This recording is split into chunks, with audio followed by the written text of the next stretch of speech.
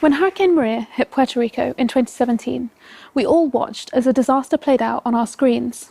At least 160,000 people were displaced, and nearly 3,000 people died. Electricity was cut off to the entire island, and some neighbourhoods didn't get power back for 11 months. Many of those watching didn't know how to help. Some donated to international NGOs, some lobbied their elected officials. But as with so many crises, so many of us simply gave in and felt helpless. At the Humanitarian OpenStreetMap team, also known as HOT, we did something different. We mobilised 6,000 volunteers across the world who mapped every home and every road in Puerto Rico. And here, you can see the maps those volunteers made taking shape. Responders then used those maps to assess the state of buildings and roads and to provide emergency funds, Wi-Fi and phone charging points to people whose homes were damaged. All crises, including the COVID-19 pandemic we're living through right now, have devastating characteristics. But many of them have one thing in common. The people hit the hardest are often literally not on the map. Right now, more than 1 billion people live in places that are not mapped. If you look those places up online, you'll see nothing but a blank. And that blank isn't just a huge statement of disrespect to our fellow human beings. It's an injustice, causing very direct, very real, and very avoidable human suffering. So, what does not being on the digital map actually look like? I live in Peru, and a few months ago, some community health workers asked us to help them map. Obviously, where they were wasn't mapped, so to get there, we asked the local mayor to draw the route. This is what he drew. This piece of paper was hard to follow.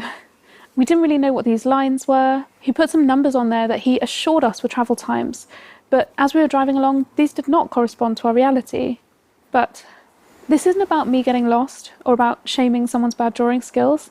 Think how inefficient it is to manage a team who need to work in this place without a map to tell them where they need to go. Then once they're in the right village, how can they collect some data and associate it to that place? Those community health workers know that needs in this region are high, particularly anemia and malnutrition among children. They just don't know where those children are or what is causing that problem. They want to be able to locate the home of every child under 5, but how can they do that without a map? After a brief training, we went out to make a map, and this is what those community health workers produced.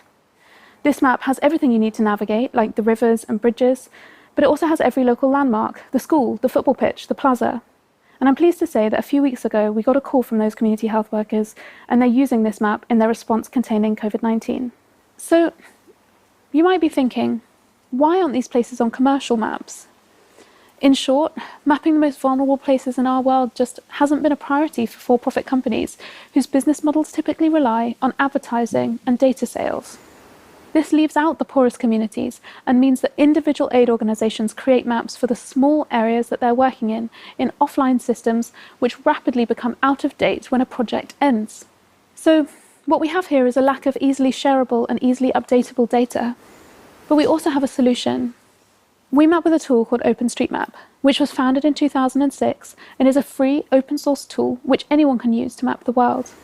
Just as anyone can read or edit an article on Wikipedia, anyone can use or edit the map in OpenStreetMap, and the resulting map is public good, free and open for anyone to use, creating one map for all of us. It works in 2 phases.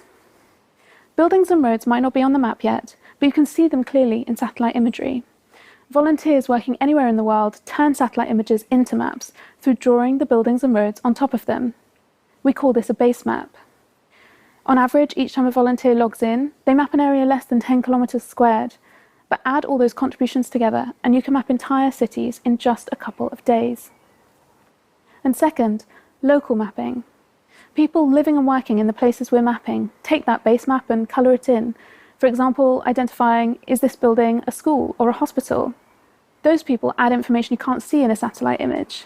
We found people able and eager to map in even the most challenging situations worldwide, and we've optimised the tools to work on smartphones costing as little as $30.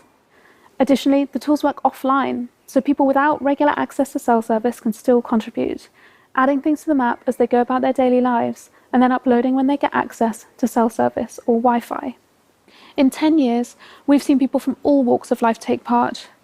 Refugees have mapped broken water points, rural women have added place names in indigenous languages, and in doing so, people become active agents of change in their communities. Since 2010, HOT has engaged over 200,000 volunteers who've mapped an area home to more than 150 million people in OpenStreetMap. Those maps have been used by search and rescue operations to free hundreds of people trapped in collapsed buildings after the 2010 Haiti earthquake. They've been used to provide polio vaccinations to children across all of rural Nigeria. And they've mapped the camps, routes, and new homes of more than 8 million refugees fleeing South Sudan, Syria, and Venezuela. We work with the biggest humanitarian organisations in the world to make sure these maps have impact. The Red Cross, Médecins Sans Frontières, UNICEF, to name a few, and we currently have a queue of more than 2,000 places needing to be mapped. So, that's the story so far. But wouldn't it be great if these places were on the map before they were in crisis? Now we're ready for a step change. Over the past few years, we've gained access to global, regularly updated satellite imagery. Machine learning and AI are helping human mappers to work more efficiently. And worldwide, more and more people are willing and able to map their communities. Over the next 5 years, we'll engage 1 million volunteers who will map an area home to the 1 billion most vulnerable people across 94 countries. To achieve this, we need to do 3 things. First, we need to grow our community to 1 million mappers who will build a world where everyone, everywhere is represented. We'll set up a network of regional hubs to train and support those volunteers to map the vulnerable places in their own countries. Second, we need to invest in technology. Right now, you can add something like a building or a local landmark to the map in just a few seconds. But learning to map and mapping easily and quickly on a mobile can be a problem. We need to invest in technologies to make mobile edits to the map possible at a massive scale. And third, we need to raise awareness. Aid projects across the world need to know that these maps are free and available for them to use, and that they can request maps for the areas that they're working in. For me, this is one of the most wonderful things about this project. It isn't really about HOT or any single organisation. It's about creating a foundation on which so many organisations will thrive. Whatever we do, disasters and crises will still happen, and humanitarians will still respond to them. Development programmes will continue, but without maps they'll lack critical information about what to expect in a community before they get there. With open, free, up-to-date maps, those programmes will have more impact than they would do otherwise, leading to a meaningful difference in lives saved or improved. But it's so much more than that. It's 2020 and 1 billion people in our world are not visible. That's wrong. This is a tool through which every citizen of planet Earth can become known and seen, to literally be put on the map. My peers complain about being too overconnected. So how can it be possible for more than 1 billion people to remain invisible? Luckily, this is a problem even the laziest among us can help to solve. If you can swipe left or right, you can help. Map this morning and influence life-changing decisions this afternoon. Frontline health workers and humanitarians are literally waiting for you. Thank you.